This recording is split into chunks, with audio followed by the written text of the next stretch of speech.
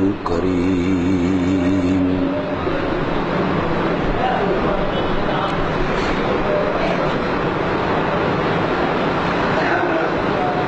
وعلى آله وأصحابه أجمعين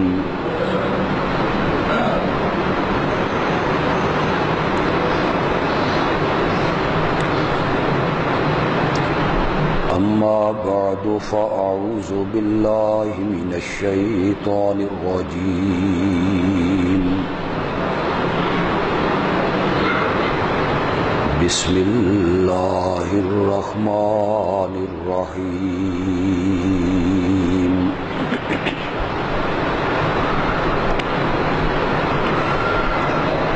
الف لام را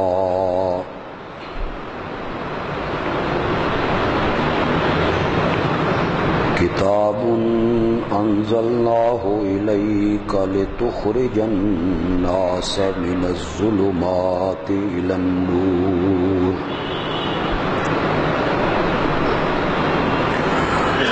بإذن ربهم إلى صراط العزيز الحميد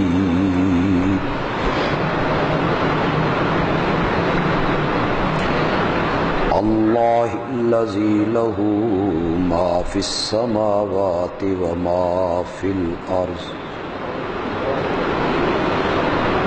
وويل للكافرين من عذاب شديد الذين يستحبون الحياة الدنيا على الآخرة ويصدون عن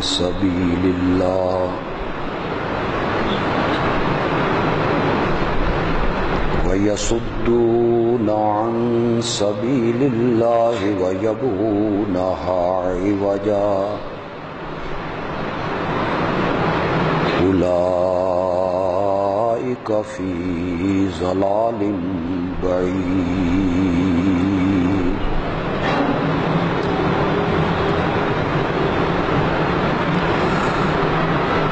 یہ قرآن عظیم الشان کتاب ہے،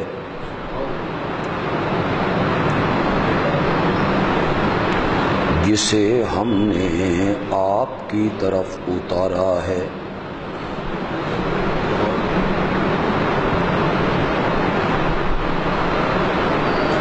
اور اتارنے کا مقصد یہ ہے کہ تو لوگوں کو کفر و شرک کے اندھیروں سے نور کی طرف نکال کے لائے،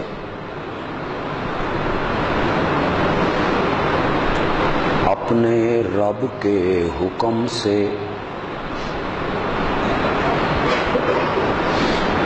غالب و خوبیوں والے اللہ کے رستے کی طرف،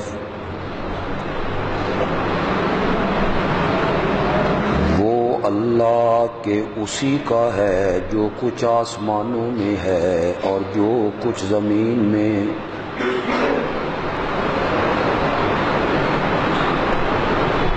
کافروں کے لیے ہلاکت ہے، یعنی سخت عذاب۔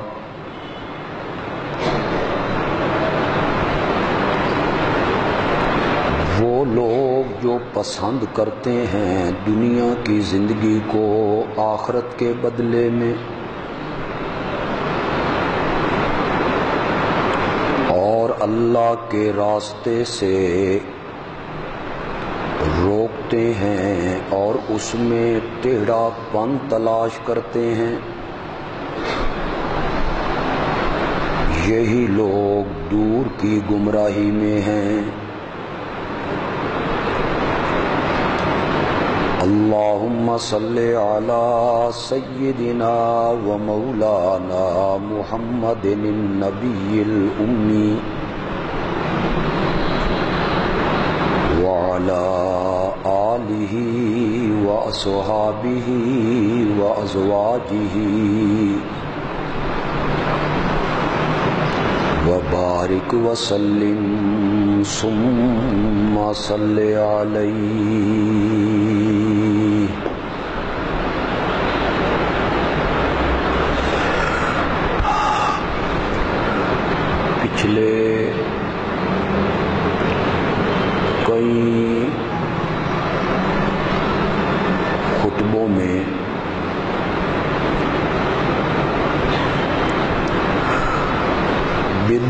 کی مذمت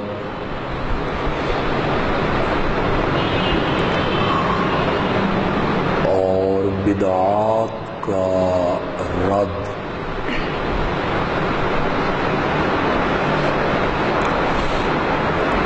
ہمارا موضوع رہا ہے۔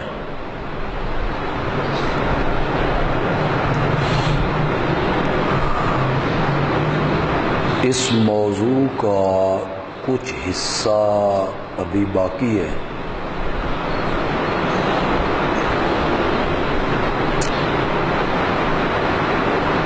جسے آئندہ خطبات میں انشاءاللہ بیان کروں گا۔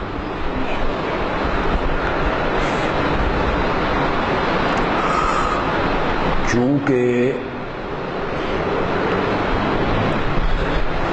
کل سے ہمارے مدرسے میں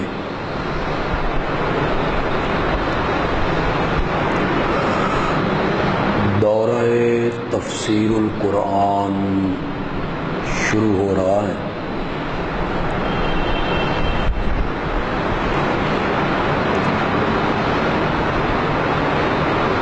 پچاس دنوں میں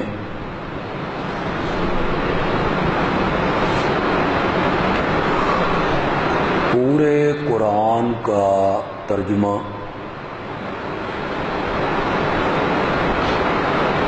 اور اس کی تفسیر انشاءاللہ مکمل کی جائے گی۔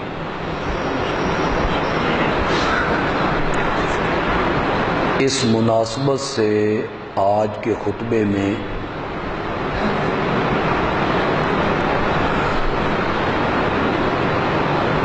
کچھ روشنی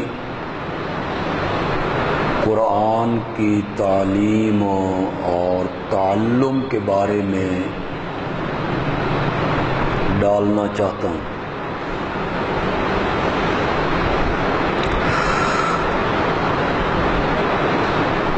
یہ تو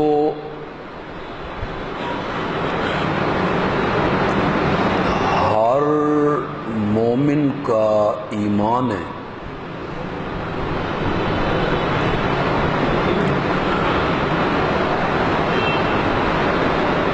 کہ دنیا کی تمام کتابوں میں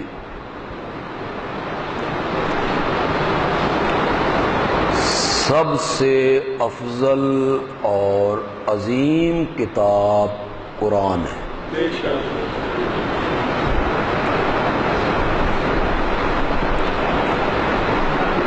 اس پر دلائل دینے کی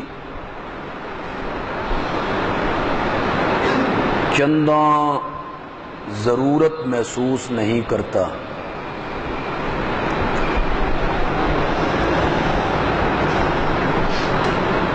لیکن ایک حدیث کے حوالے سے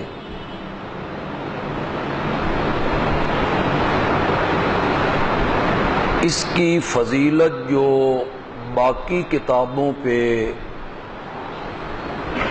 بیان کی گئی ہے، ذرا اس کی طرف آپ کی توجہ دلانا چاہوں گا۔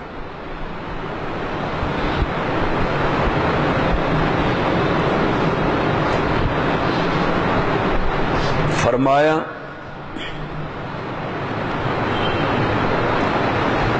کہ قرآن کی فضیلت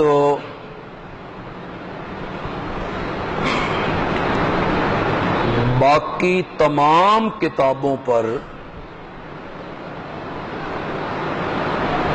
وہی ہے جو خود اللہ کی فضیلت ہے مخلوق پر۔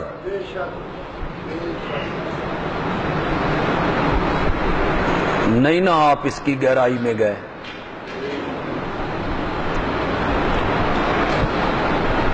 میری اور اللہ کی کیا نسبت ہے؟ خالق اور مخلوق کے درمیان عظمت کی کیا نسبت ہے؟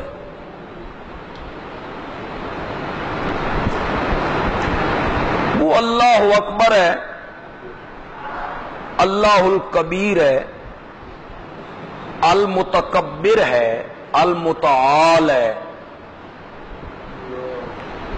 سبحانہ و تعالی اما یشرکون ہے۔ اللہ کے مقابلے میں مخلوق کی کیا حیثیت ہے؟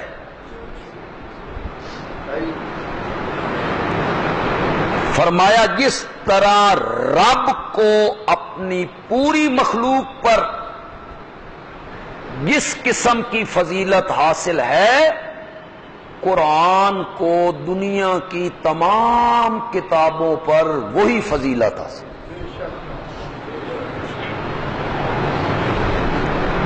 اس میں تورات بھی آ گئی، انجیل بھی آ گئی، زبور بھی آ گئی، حدیثوں کی کتابیں آ گئیں، فقہ کی کتابیں آ گئیں، دینی کتابیں آ گئیں، فضائل کی کتابیں آ گئیں۔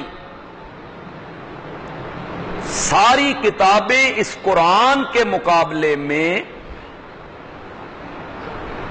اسی طرح کم درجے کی ہیں جس طرح مخلوق خالق کے مقابلے میں کم درجے کی۔ خود قرآن نے اپنے آپ کو حبل اللہ کہا ہے۔ وہ جو قرآن پاک کی آیت آپ سب کو یاد ہے، اور ہمارے مبصرین اور تجزیہ نگار اور صحافی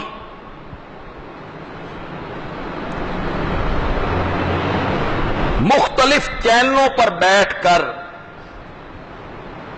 اتحاد و اتفاق کا جب سبق دینے لگتے ہیں تو وہ سب اسی آیت کا سہارا لیتے ہیں، وَاعْتَصِمُوا بِحَبْلِ اللَّهِ۔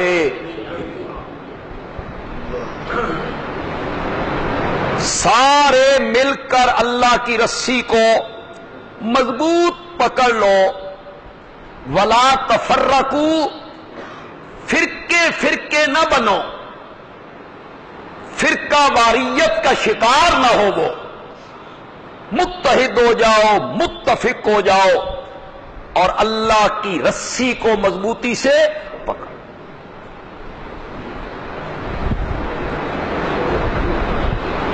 گرمی آ گئی ہوں من ہی مصیبت پئی رانی۔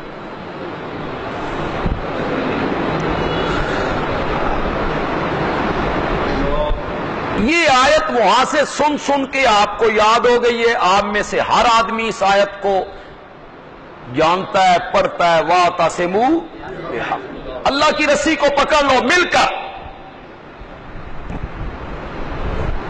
متحد ہو جاؤ، اتحاد کرو، اتفاق کرو اور فرقہ واریت کا شکار نہ ہو۔ لیکن مصیبت یہ ہے کہ وہی لوگ جو اس آیت کو پڑھ کے اتحاد کا درس دیتے ہیں، وہ یہ نہیں بتاتے کہ اللہ کی رسی ہے کیا، نہیں بتاتے۔ وہ اس میں ان کی موت ہے، اس بتانے میں ان کی کیا ہے، وہ نہیں بتائیں گے بھی نہیں، درس دیں گے اتحاد کا، اللہ کی رسی کو پکڑ لو۔ آگے سے کوئی بندہ یہ بھی نہیں کہتا بھئی ہمیں بھی بتاؤ بھئی اللہ کی رسی کہاں ہے، کس جگہ لٹک رہی ہے، ہم بھی جائیں اس رسی کو جا کے ہم بھی پکڑیں۔ وہ رسی نہیں بتائیں گے، وہ ان کے خلاف پڑتی ہے۔ وہ رسی ہے کیا، یہ میں آپ کو بتاتا ہوں، اور میں بغیر دلیل کے بات نہیں کرتا، کچی بات کہنے کا میں عادی نہیں، نہ میری عادت ہے۔ جو کچھ میں کہوں گا آپ مجھ پر اعتبار کر کے مان لیں، نہیں تو آپ اپنے اپنے علماء سے جا کے پوچھیں کہ اس نے یہ بیان کیا ہے، صحیح کیا، جتنے صحابہ مفسر ہیں، عبداللہ ابن عباس ہیں، عبداللہ ابن عمر ہیں، عبداللہ ابن مسعود ہیں، حضرت صدیق اکبر ہیں، فاروق اعظم ہیں، عثمان ذی النورین ہیں، حیدر کرار ہیں، یہ سب مفسرین صحابہ ہیں۔ اور تابعین میں جتنے تابعی مفسر ہوئے ہیں ان میں اکرمہ ہیں، ان میں مجاہد ہیں، ان میں عطا ہیں، ان میں قتادہ ہیں، یہ بڑے بڑے نام ہیں تابعین میں جن کو فن تفسیر میں ید طولہ حاصل ہے۔ نیچے آپ آئیں تو تیسری صدی کا مفسر ہے ابن جریر، پھر آپ چھٹی صدی میں آئیں، بہت مشہور مفسر ہے ابن کثیر، پھر آپ 11ویں صدی میں آئیں، 13ویں صدی میں آئیں، علامہ آلوسی انہوں نے تفسیر روح المعانی لکھی، مولانا ثناء اللہ پانی پتی انہوں نے تفسیر مظہری لکھی، تفسیر مدارک ہے، خازن ہے، رازی ہے، یہ سب عربی کی تفسیروں کا میں نے ذکر کیا۔ آپ بر صغیر پاک و ہند میں آئیں، شاہ ولی اللہ محدث دہلوی ہے، ان کے بیٹے شاہ عبد القادر ہیں، شاہ رفیع الدین ہیں۔ آپ نیچے آئیں، علماء دیوبند میں شیخ الہند مولانا محمود حسن دیوبندی ہیں، قرآن کا ترجمہ کیا، تفسیر لکھی، ان کے شاگرد مولانا اشرف علی تھانوی ہیں، انہوں نے تفسیر بیان القرآن لکھی۔ علامہ شبیر احمد عثمانی ہیں، انہوں نے تفسیر عثمانی لکھی۔ مولانا عبد الماجد درجہ-آبادی ہیں، انہوں نے تفسیر ماجدی لکھی۔ مولانا مفتی محمد شفیع ہیں، انہوں نے تفسیر معارف القرآن لکھی۔ مولانا ادریس کاندلوی ہیں، انہوں نے تفسیر معارف القرآن لکھی۔ ان دیوبندی علماء کے علاوہ جو بریلوی علماء ہیں، پیر کرم شاہ صاحب بھیروی ہیں، انہوں نے تفسیر ضیاء القرآن لکھی۔ مولانا غلام رسول سعیدی ہیں، بریلوی مسلک سے تعلق ہے، انہوں نے تفسیر تبیان القرآن لکھی۔ ہم نے یہ تفسیریں ساری پڑھی ہیں، ان کو نوٹ کیا ہے۔ اہل تشیع کی تفسیریں، بریلوی علماء کی تفسیریں، اہل حدیث علماء کی تفسیریں، دیوبندی علماء کی تفسیریں، اور متقدمین میں صحابہ، تابعین، تیسری صدی، چھٹی صدی کے مفسرین۔ آپ مجھ پر اعتماد کریں، تمام مفسرین کا اس بات پر اتفاق ہے کہ وَاعْتَصِمُوا بِحَبْلِ اللَّهِ میں حبل اللہ سے مراد قرآن ہے۔ کیا مراد ہے اس سے؟ یہ ہے رسی، اس کو پکڑو، اس کو چنگل مارو، عقیدہ وہ بناؤ جو قرآن کہتا ہے، مسلک وہ اختیار کرو جو قرآن کہتا ہے۔ وَلَا تَفَرَّقُوا،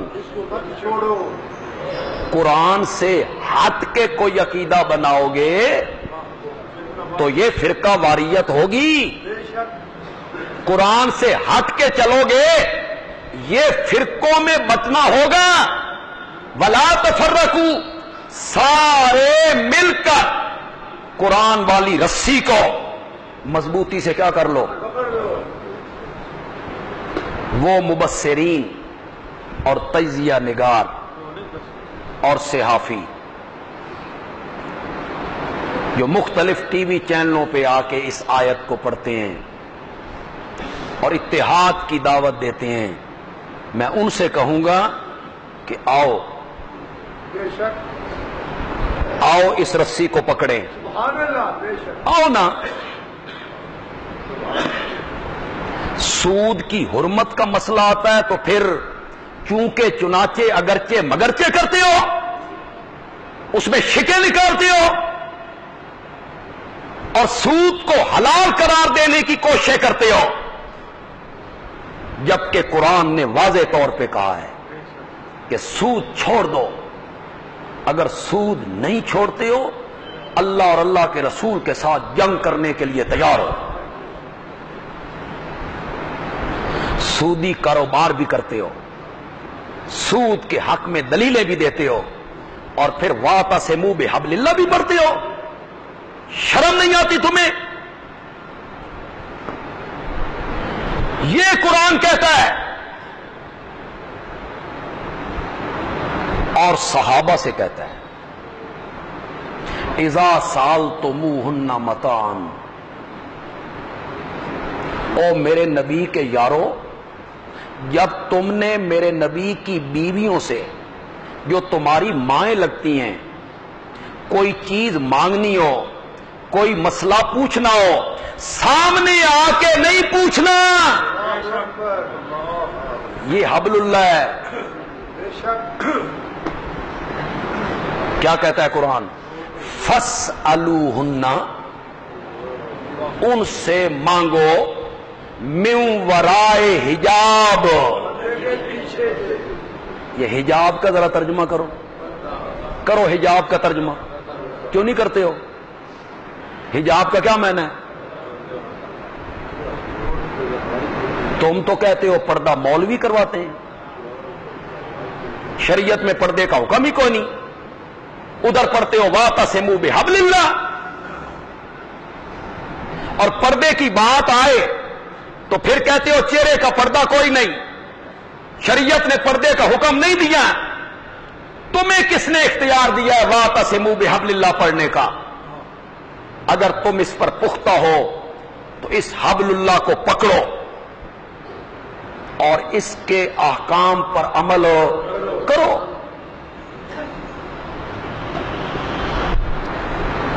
تم نے میرے نبی کی بیویوں سے کوئی چیز مانگنی ہو, سامنے آ کے نہیں مانگنی. فَاسْأَلُوهُنَّ مِن وَرَائِ حجاب. جی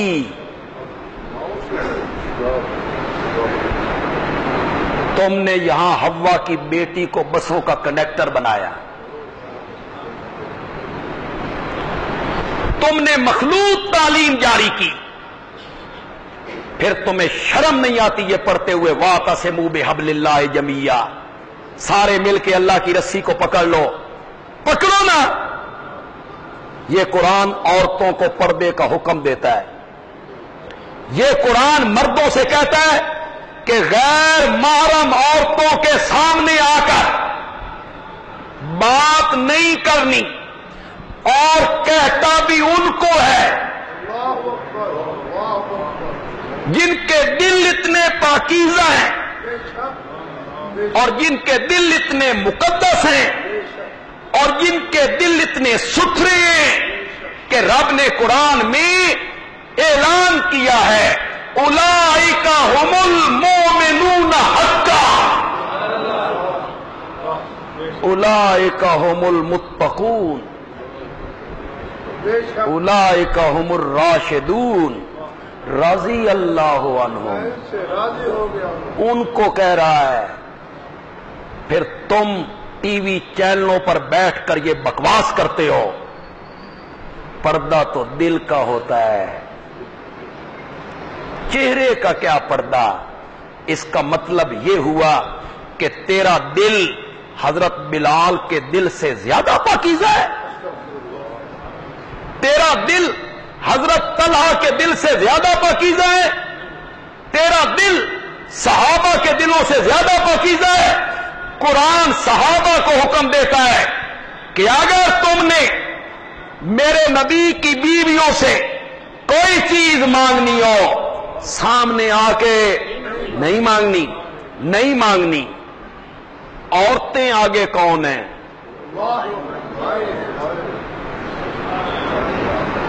میری ماں, میری بہن, میری بیٹی, اس کا دل حضرت عائشہ سے زیادہ پاکیزہ ہے. یہ ہے ولا تفرقوا. اس میں تعویلیں کرنا اس کے احکام کو نہ ماننا، اس سے شریعت نے، قرآن نے منع کیا، ولا تفرقو، فرقہ واریت کا شکار نہ ہو، وہ اللہ کی رسی کو مضبوطی سے پکڑ۔ یہ میرا موضوع نہیں، میرا اصل موضوع رہ جائے گا۔ ایک منٹ کے لیے جتنے لوگ یہاں بیٹھے ہو، خدا کے لیے اس جملے کی گہرائی میں اترو، تصور کرو، تصور تھوڑا سا، آنکھیں بند کر کے تصور کرو، کہ بالکل ہی بند نہ کر لینا، بند کر کے پھر کھولنی بھی۔ تصور کرو یہ رسی ہے، اللہ نے عرش سے لٹکائی ہے۔ میں تو حیران ہوتا ہوں خدا کی قسم، یہ رسی ہے اللہ نے عرش سے لٹکائی ہے، اس رسی کا اوپر والا سرا رب کے ہاتھ میں ہے، اور اس رسی کا نیچے والا سرا قرآن پڑھنے والے کے ہاتھ میں ہے۔ اللہ اکبر اللہ، یہ ہے نا رب سے پھر تعلق۔ اوپر سے رب نے پکڑ رکھا ہے، نیچے سے میں نے پکڑ رکھا ہے۔ اوپر سے رب نے پکڑ رکھا ہے، اس رسی کو نیچے سے میں نے پکڑ لیا ہے، قرآن پڑھنے والے نے، اور رسی ذریعہ ہوتی ہے اوپر چڑھنے کی۔ رسی کے ذریعے لوگ اوپر چڑھتے ہیں۔ اللہ تعالیٰ کہنا چاہتے ہیں، او لوگوں، اگر مجھ تک آنا چاہتے ہو، اگر میرا قرب چاہتے ہو، تو اس کا صرف ایک ہی ذریعہ ہے، اور وہ کیا ہے؟